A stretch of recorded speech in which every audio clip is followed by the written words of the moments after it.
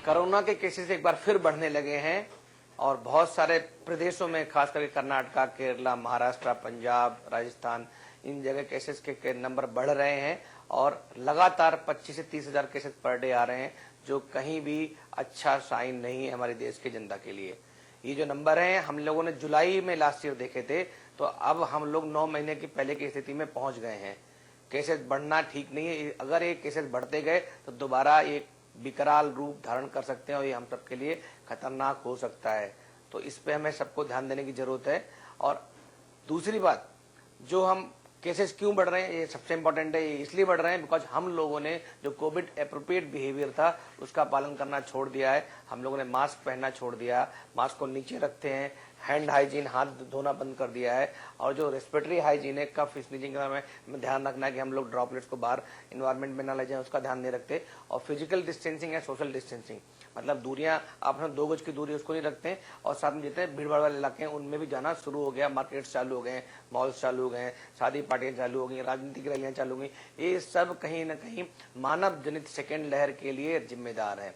इसी वजह से सेकेंड लहर आई है। तो अगर हमें कंट्रोल करना है तो पुराने जो हमारे बेसिक रूल्स थे उनको फॉलो करना पड़ेगा। बेसिक रूल्स यही थे कि हमें सबको फिजिकल डिस्टेंसिंग है, सोशल डिस्टेंसिंग रखनी है, भीड़ भाड़ वाले इलाके पे नहीं जाना है, जब इमरजेंसी हो तभी जाना है, अगर जाना पड़ता है तो वहां पे भी 2 गज की दूरी रखनी है, मास्क लगा के रखना है। मास्क के अलावा हैंड हाइजीन का काम करना, धोना है बार बार।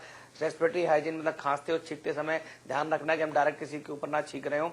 और मास्क के साथ साथ, मास्क जब भी इफेक्टिव है जब आप बार बार हाथ धो रहे हैं और फिजिकल डिस्टेंसिंग रख रहे हैं। अकेला मास्क आपको नहीं बचा सकता है। तो इन सब बातों का ध्यान रखेंगे तभी हम इसको कंट्रोल कर पाएंगे।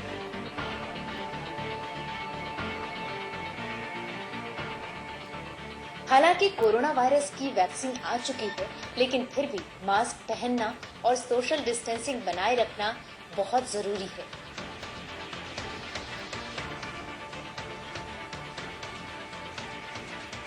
प्रिवेंशन में एक चीज है, वो है वैक्सीनेशन प्रक्रिया। तो वैक्सीनेशन प्रक्रिया को हमें कहीं ना कहीं तेज करना पड़ेगा। दुनिया का सबसे बड़ा टीकाकरण अभियान चल रहा है।